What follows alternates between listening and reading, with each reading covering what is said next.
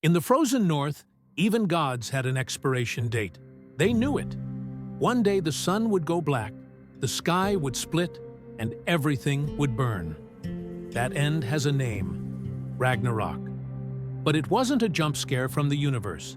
It was slow, methodical collapse, built on ego, bad deals, and a talent for making the worst possible choice at the worst possible time. And sitting in the middle of most of those choices is one figure, Loki. This video opens 3 key files from the Eddas: the forging of Mjolnir, the binding of Fenrir, and the death of Baldur. 3 events that look like the gods shoring up their power, but that actually push them closer to the edge. First, the hammer. This starts with something petty. Loki cutting off Sif's golden hair just to cause trouble.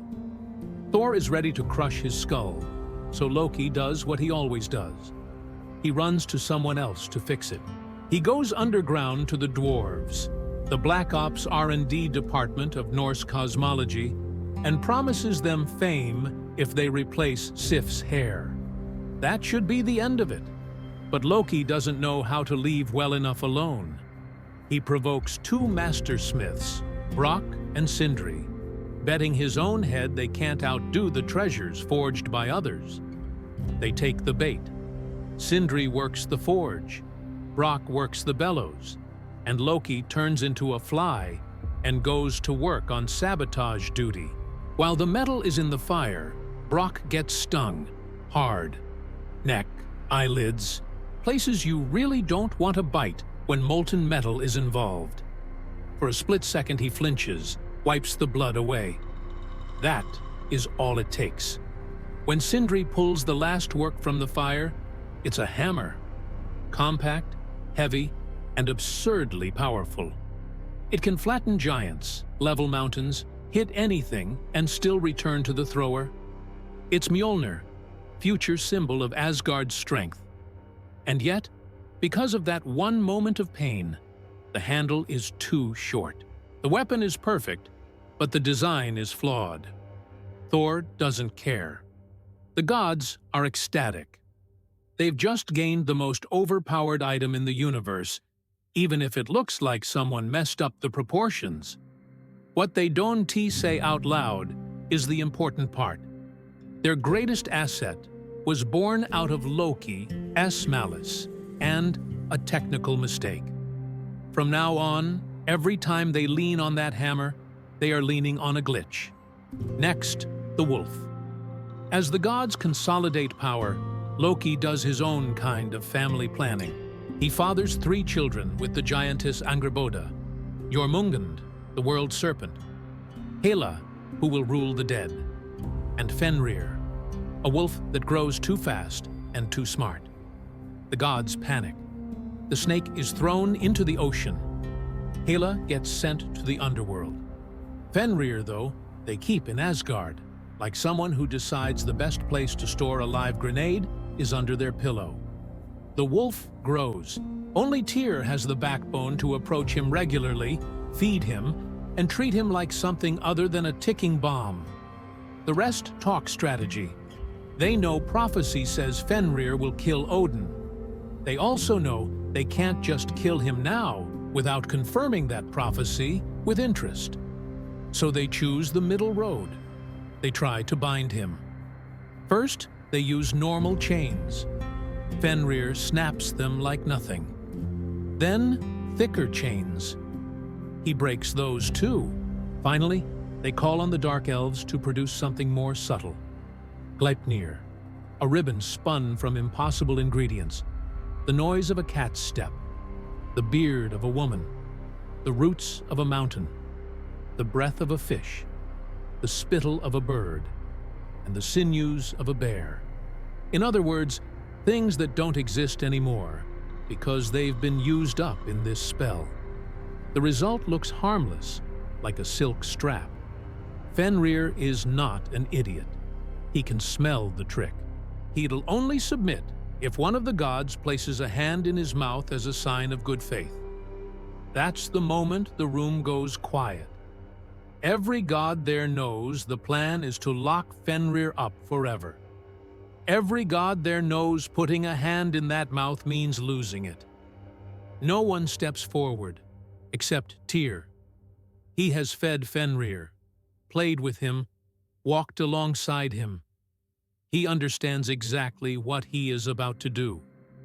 He meets the wolf's gaze and gives him what no one else will: collateral. When Gleipnir tightens and doesn't break, Fenrir understands what has happened. He thrashes, but the magic holds. Then he bites. Tyr loses his hand. The rest of the gods laugh, relieved and cruel at the same time. The threat is contained. Order wins, at least on the surface. Tyr does not laugh. He knows what just happened. The gods secured their safety through deception and sacrifice. They proved they are willing to break their word when it suits them. That lie doesn't just bind Fenrir, it binds the story. Once you've decided that your survival justifies any trick, you've set the rules for how you will be treated in return. Finally, the fracture that really hurts: the death of Balder. If Mjolnir is pure force and Tyr is a symbol of justice, Balder is everything they think is worth saving. He is light, beauty, kindness, the soft side of power that lets you believe this whole system is more than sharp edges. Then he starts dreaming of his own death. In Norse myth, dreams are not just random noise, they're warnings. His mother, Frigga, does what any parent with access to cosmic travel would do. She goes on a tour of the universe. She pulls oaths from everything: metals, stones, diseases, animals, plants, weapons, fire, water.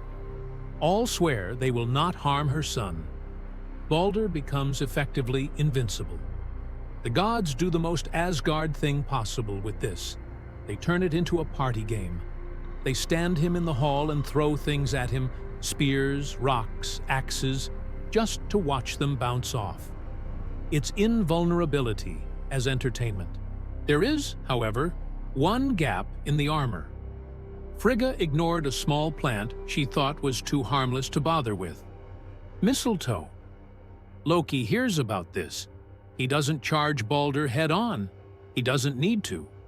He carves a dart from the mistletoe, goes to the hall, and finds Hodur, Balder's blind brother, standing on the sidelines. Hodur is missing the fun because he can't see the target.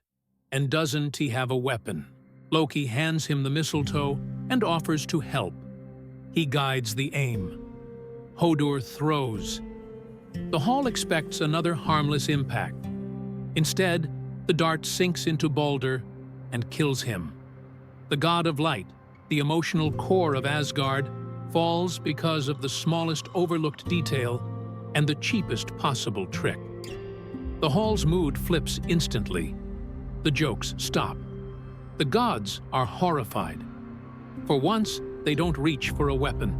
They scramble for a negotiation.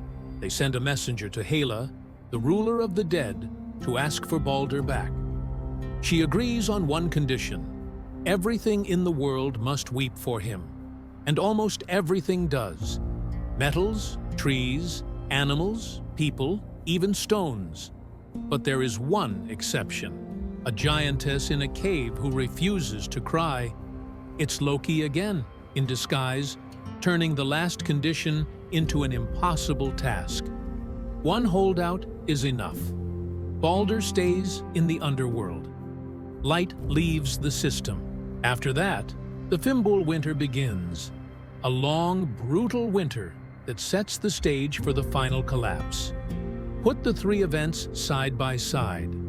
The gods get their ultimate weapon, but it's born through sabotage and imperfection. They neutralize their most dangerous monster, but only by committing to a lie and maiming their own sense of honor. They lose the one figure that makes their world feel worth defending, because they trusted loopholes more than responsibility. None of this is subtle foreshadowing. These are the structural cracks.